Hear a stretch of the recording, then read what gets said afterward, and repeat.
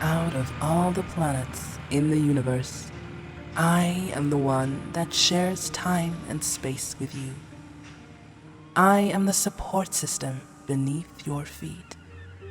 I provide you with the air you breathe, the water you drink, and the food you eat.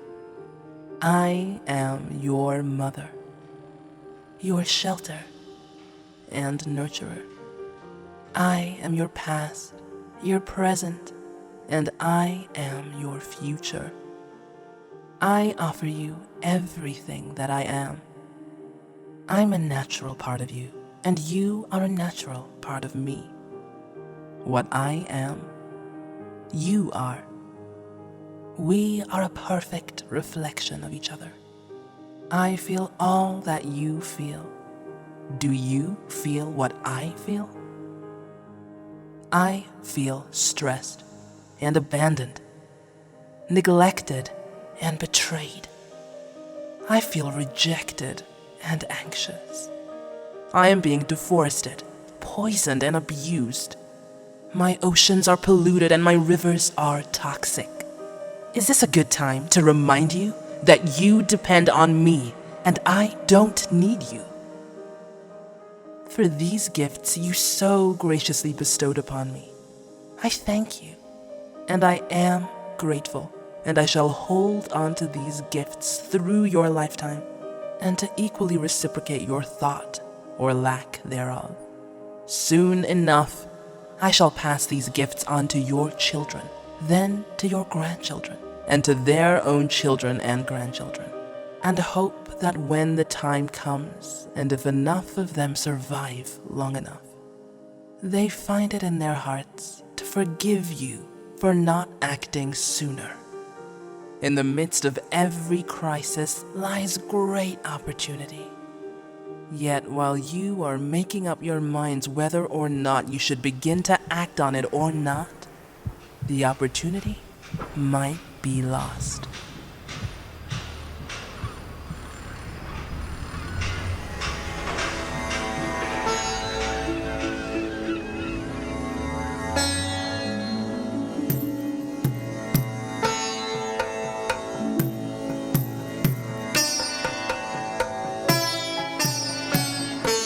Well, the issue we have today is the climate crisis.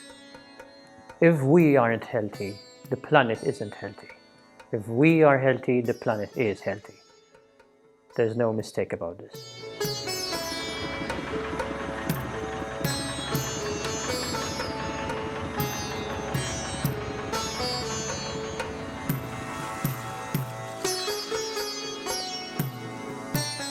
Health is basically more awareness, more conscious eating, conscious thinking, and conscious movement as well. The main health issue is that people are not aware of what they're eating and putting in their body every day.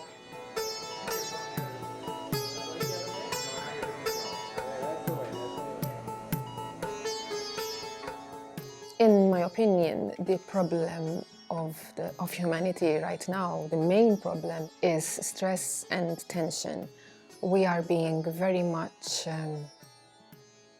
brainwashed into being in the doing mode, and we're always running from one task to another, living life in a very mechanical way, you can say. And unfortunately, this makes us forget who we really are, and it makes us forget about presence.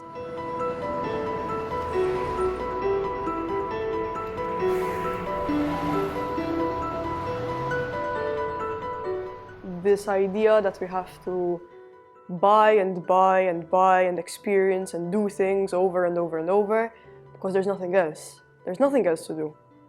So we're being given so much freedom, but it's just the freedom to buy more things. All the while, just to escape the dread that most people feel day to day.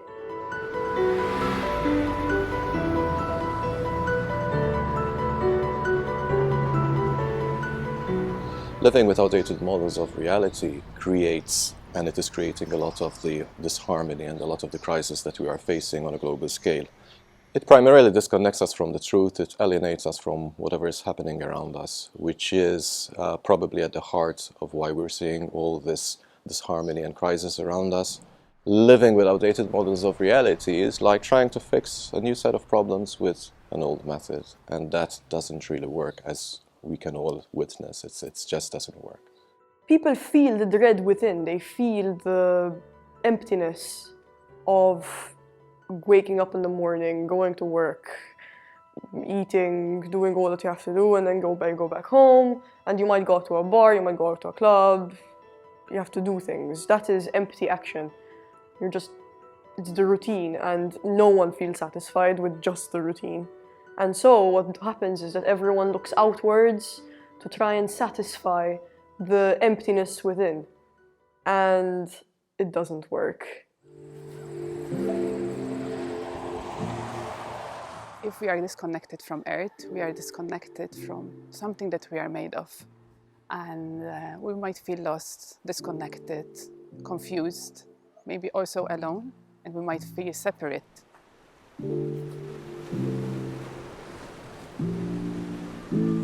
I think that human health and planet health are one and the same thing, because we are not separate from Earth, we are not separate from humanity, and I think that one of the sufferings that humanity is going through is the pain of separation from ourselves and from Earth herself.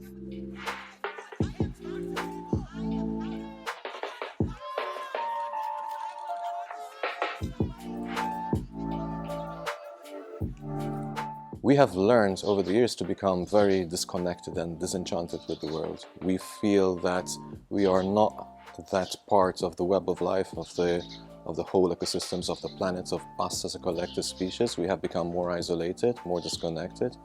So we need to realign with those values again. We need to embrace ourselves as being, social agents of change. We are social actors, we are agents of change. And this is very important in order for us to actually start stepping up and understanding that we have a role to start with. We are here on this planet, so we are connected with each other and we are connected to the planet. So whatever we do on this planet and how we treat our body on this planet is going to affect the planet itself. So, you see, if I commit myself also to my own health, I would be committing to the health of the planet. As we are at this point in time, I think what is said in the Old Testament is pretty relevant. There is a very powerful phrase in the Old Testament which says that if mankind does not respect the planet will vomit him out. This is an old saying, it's in the Old Testament. And I think we really need to take heed of this. We will be vomited out, and we are seeing this, tsunamis, volcanoes, whatever. So we need to be careful. I say as inside, so outside. So it's kind of a reflection of our inner world, our external world. So the better we treat ourselves, the better we treat the planet, the better we treat each other. And it just keeps snowballing into one another. So yeah, that's my take on it. And yoga has just been an amazing tool for all of that.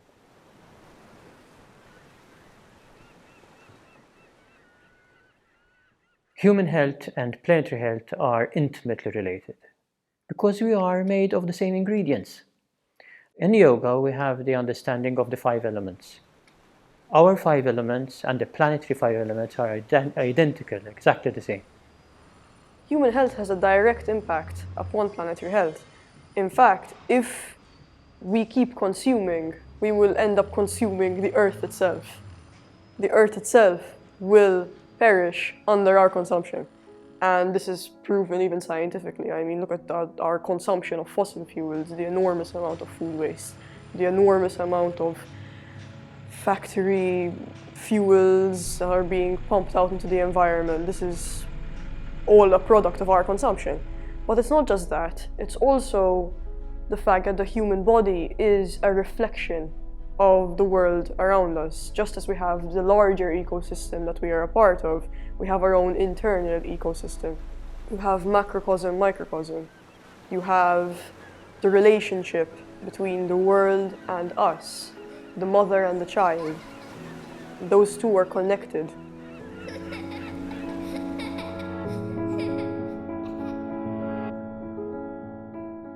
Yoga is a practice that makes everything come together. We are all connected, and whatever we do, everything is intertwined. On the first level, yoga unites body, mind, and spirit. On the next level, it unites ourselves with everyone else, including the planet. So yes, it is related. The health of our mental, physical, emotional well-being, it depends very much on the health of the earth.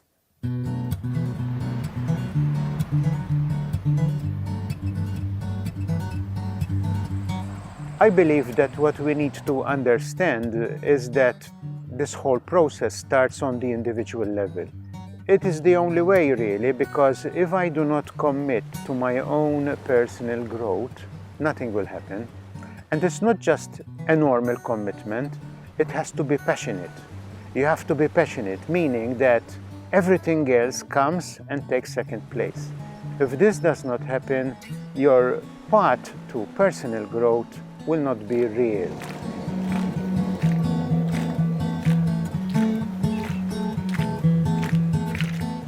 I think the most important thing that the human race has to understand is that the planet isn't here to serve us.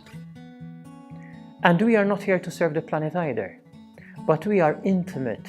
We are one and the same thing. As in the microcosm, so is the macrocosm. Well, yoga to me is a coming home to the body, a reconnecting to my truth, to myself, a removal of belief systems, masks, and to embrace who I really am.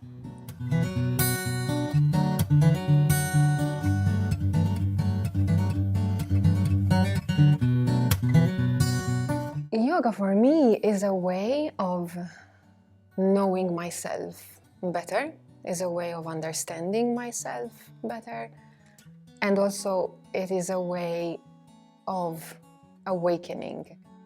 And when I say like understanding myself better, I mean realizing my light, but also my shadow, and hold both and be grateful for both, because that is me, that is my experience, and then I choose to grow from there. And yoga helps me to accept myself as I am and to grow in the direction that is mostly beneficial to me, therefore to others.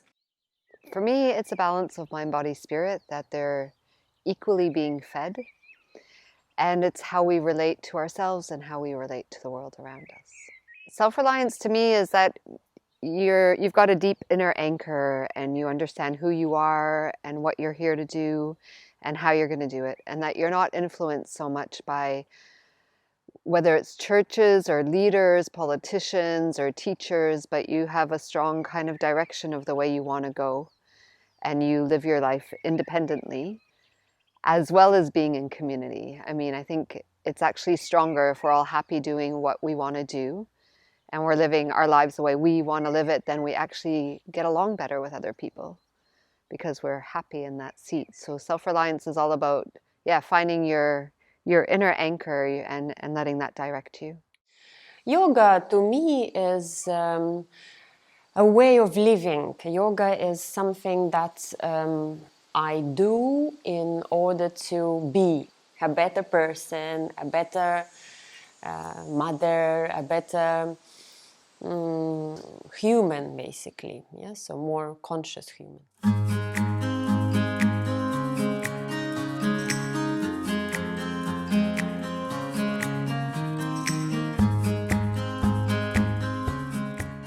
I feel that at times, many of us, we feel that we have some sort of power over Earth. It's like that we are so detached that we have disconnected, we have moved out of Earth, and we feel like we are powerful and we have to control Earth. Whereas we are part of her and we have to just live in harmony.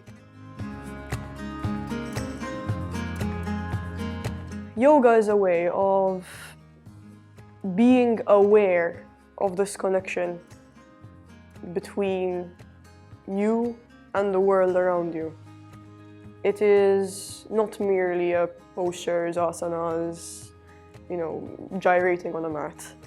It is a way of connecting with the world around you, and without this connection, you will not be aware of the impact your actions have on both the people in your small circle and on a larger planetary scale.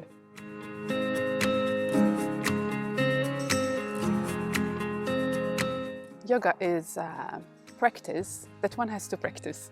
So there is maybe a lot of theory that one can study and learn with the mind, but yoga is a practice of the body. It's a practice of the being present in the body. Yoga is a practice because it is not merely an ideology. It determines your actions. It's a practice because it is a process of doing. And in order to be a yogi, you must practice.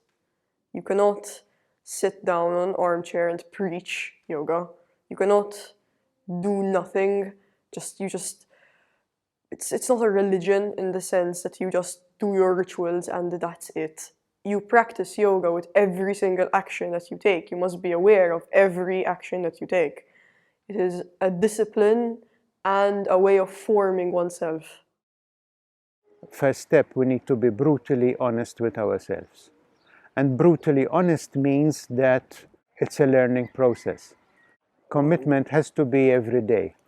It has to be every day, but we need techniques and we need tools. And one of the tools is that I understand that the body is faster than the mind. So in this sense, any work which I do on the body, be it yoga, be it qigong, be it whatever exercise I do on the body, is extremely relevant to this process. Yoga is a practice because it requires commitment. It's not something that you do and then you get it and then that's it. So it is a practice, it is a commitment to continue to do the work, because it's never gonna be like a fairy tale where all is well. But it's a constant commitment, it's a constant appreciation of the life experiences that you have been given, and also the way that you deal with them through the tools of yoga. Once you understand this, and once you start to experience that the body is faster than the mind, you will understand what truth is all about. Truth is really, because the body, you see, the body, once you leave it to its own way of doing things, will give you immediate answers to whatever you're going through, to whatever situation. Many times you can go into a situation where your mind says, it's okay, but your body is saying something else, because it's feeling the energy and it's negative. If a person had to give himself up to yoga as a life, that would mean that he is going beyond his personal requirements. His life is more about contribution. His life is more about connecting with the totality of life. When you are in the mode of survival mode, all you think is yourself. So that is very myopic. And the consequences are grave, because you don't look towards the bigger picture. So yoga will give you this perspective of,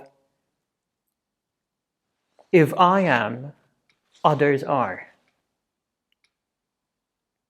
I can never be sure that I hold the whole truth. So that's a given. Why? Because we are a community. and everybody kind of picks up part of consciousness. So you pick one part, I pick another, and it is only through the interaction between you and me that we can, and through the challenges which we give to each other, that we can arrive at some kind of, I would call it, relative truth. Because absolute truth has to do with the globality of consciousness. Yeah, I would put it all down to the breath. The universal breath. I mean, we learn it's the universal law that when the breath is flowing in the proper way, everything in life just falls into place. And if we're surrounded by negativity and a lot of things not going right, then it's time to sit down and focus on the breath. So I would put it all in the breath. They say, sow the mind, sow the breath, sow the breath, sow the mind. And for me, that's the root of it. I mean, without our breath, we wouldn't be here. It is our life force, and if we're holding it in or stopping it from flowing as much as it can flow, that's where the restriction is coming in with what we're doing externally in our lives. Well, yoga teaches us how to come back to ourselves, how to connect to our body, and when we connect to ourselves, we also connect to nature, to the planet, to whatever surrounds us. It is about creating a dialogue with what's happening within us. So when we're stepping on the mat, we are giving our body space to feel what is happening, what are the emotions present, and how to be able to move certain blockages or certain tightness, to be with our pain, maybe with our suffering, because it's a very big gift. Our body gives us a lot of wisdom, and it's wisdom that is not an acquired knowledge, but it's wisdom that is present within our body. In the same way that on the mat we learn how to be compassionate towards our bodies, how to be respectful, we learn how to be flexible, how to be strong, how to forgive ourselves. We take these qualities into our lives. So the yoga doesn't end on the mat, it begins on the mat. So then it is nicely magnified into the way we live our lives. If more people will become more conscious, more aware of what they do with themselves, we start with ourselves, right? So when we start doing more conscious actions towards ourselves, then we can obviously look around and start being more conscious with everything around us. Practice of yoga means that every second of your day become aware of everything you do. The way you do anything is the way you do everything. So we have to become more aware of every thought, every emotion that appears in yourself. To strengthen their body, to strengthen their mind, and to become more aware of the changes in the body.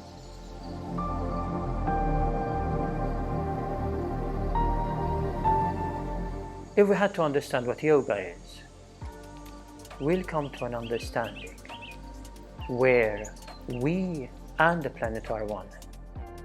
Whatever we do will impact the planet. Whatever the planet does will impact us. We need to understand, we need to claim back our power, understand that as individuals we are not as helpless or isolated or powerless as we think that we are.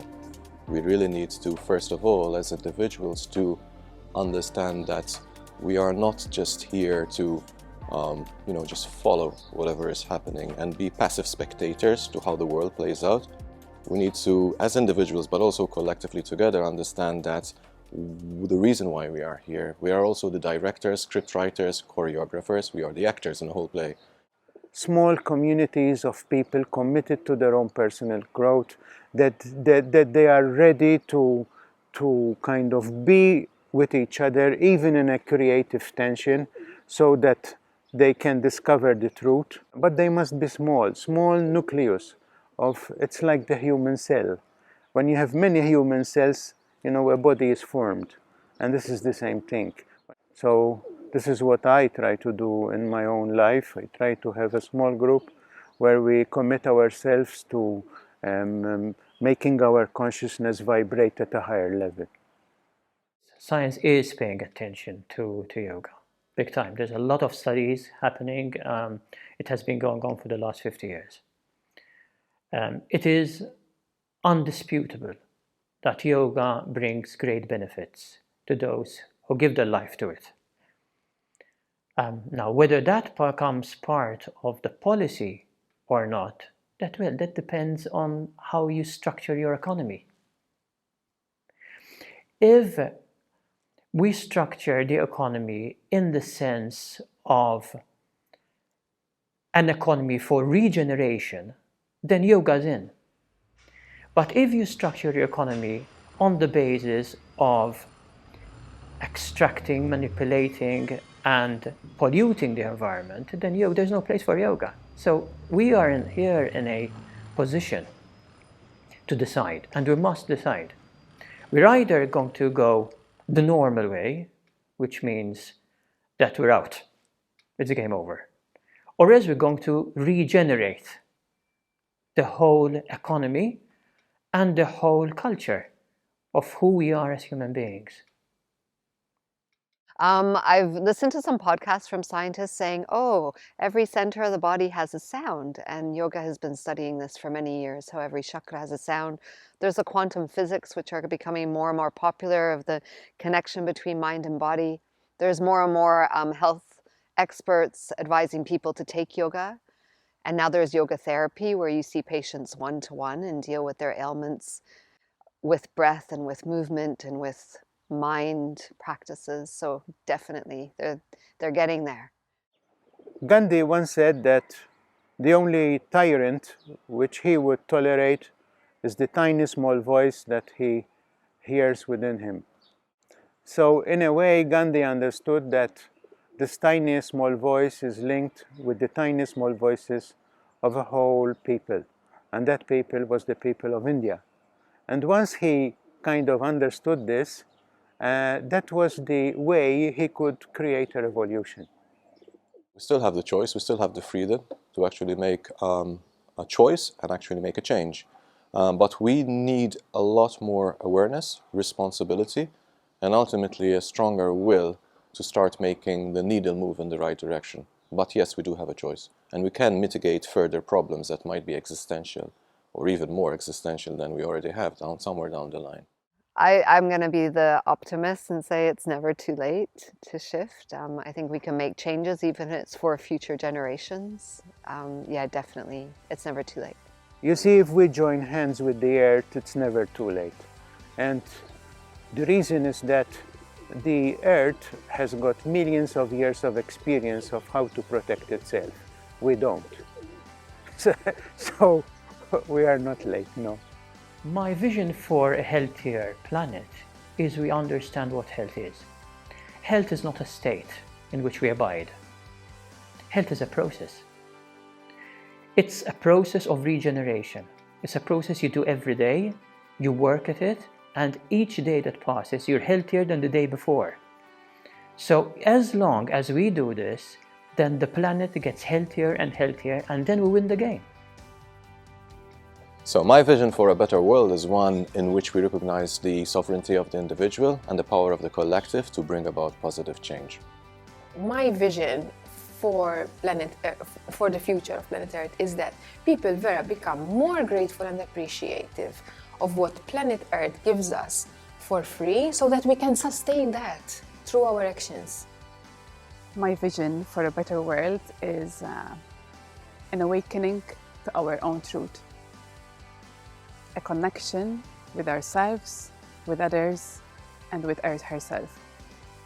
My vision for a better world is that people allow themselves to feel what they need to feel, so that the heart is seen and heard, it stays open in love, and then we can spread what we're feeling.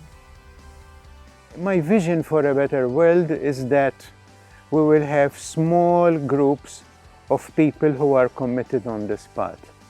My vision for a better world is one where we reconnect with our mother and we take on her role within the world.